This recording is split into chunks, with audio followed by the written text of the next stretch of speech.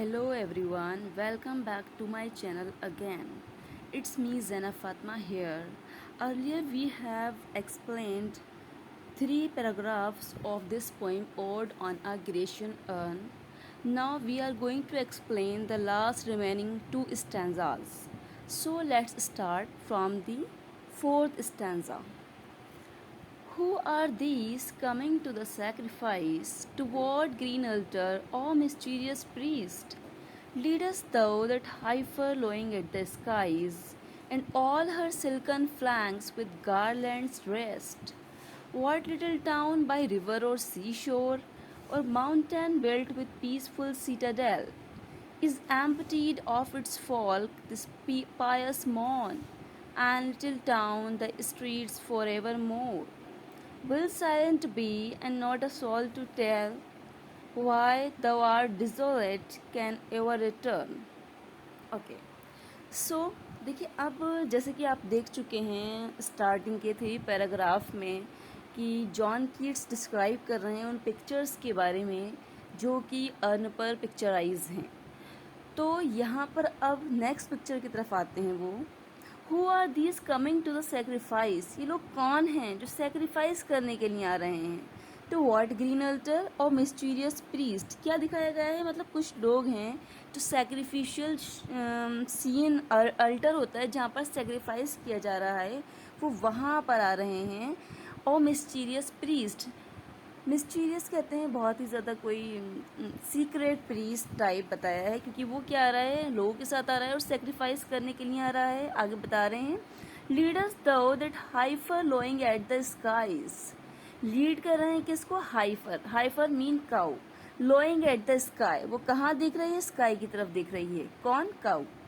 And all her silken flanks with garland dressed, और उसके silken flanks ही कहा है उसकी लेग्स को, जो उसकी लेग हैं वो गार्लैंड से कवर्ड हैं यानी डेकोरेटेड हैं, बिकॉज वो सेक्रीफाइस के लिए लाई जा रही है। जैसे कि होता है कि जब सेक्रीफाइस किया जाता था पहले टाइम में, तो वहाँ पर उसको बहुत अच्छे से डेकोरेट किया जाता था।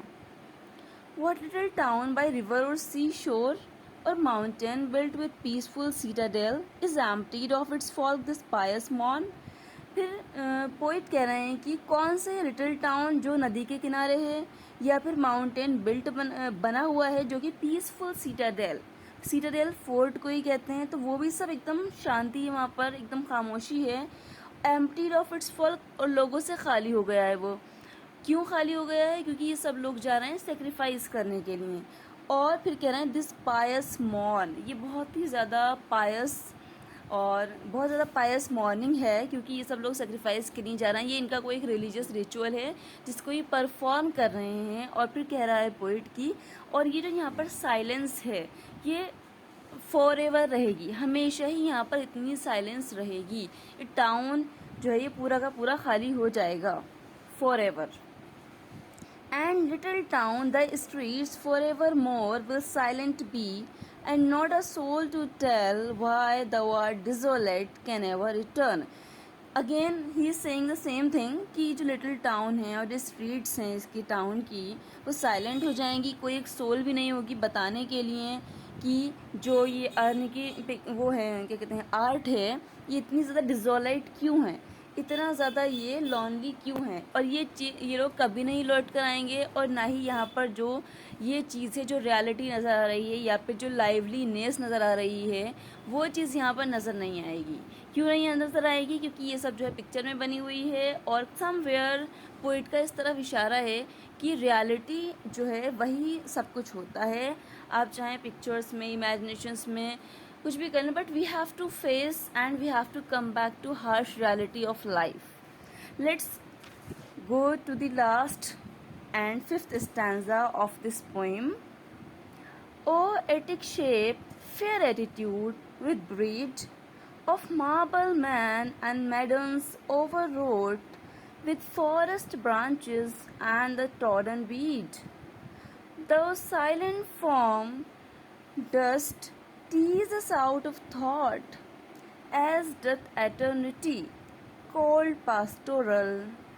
When old age shall this generation waste, thou shalt remain in midst of other woe. Then ours a friend to man, to whom thou sayest, beauty is truth, truth beauty. That's all you need on earth and all you need to know.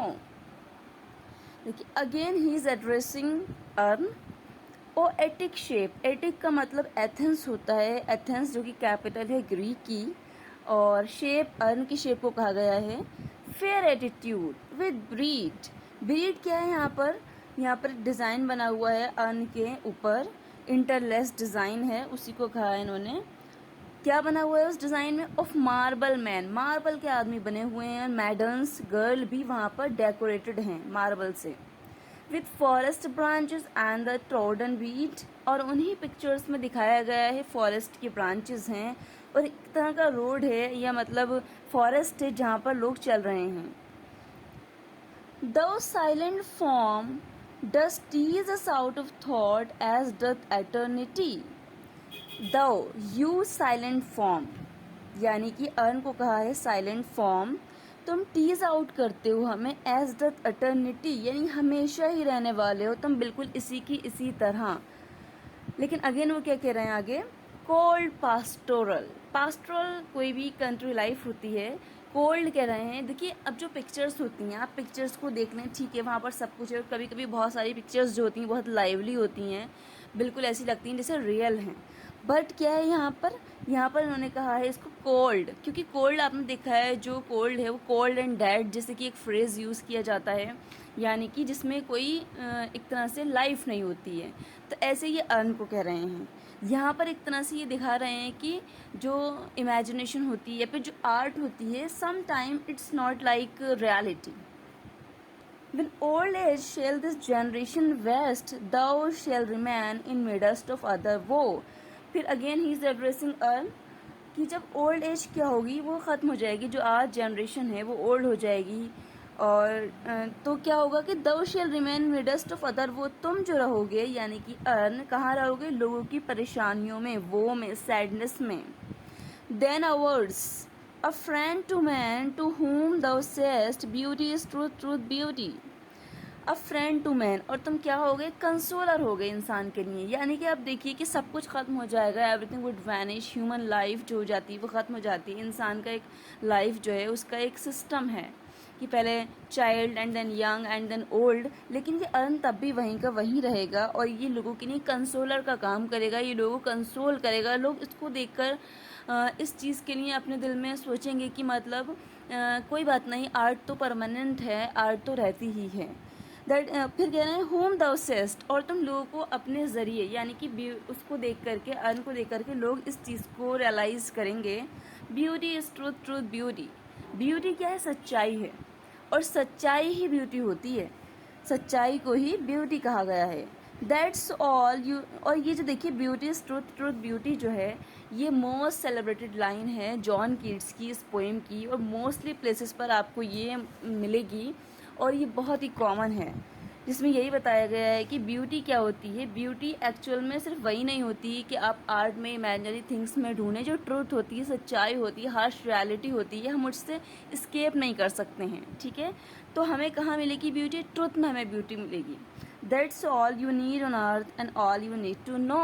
और यहाँ पर एक तरह से हम, मतलब according to me, यहाँ पर एक मैसेज देने की भी कोशिश की गई है कि अर्थ पर रह कर के हमें यही जानना चाहिए, यही हमें पता चलता है, रियलाइज़ होता है कि सब कुछ हकीकत ही है। Everything is reality. रियलिटी से हम भाग नहीं सकते। We can't go back, we can't escape from reality. After all, we have to accept the reality. So I hope you like this poem. If you like this, please like, share and subscribe. Thank you so much.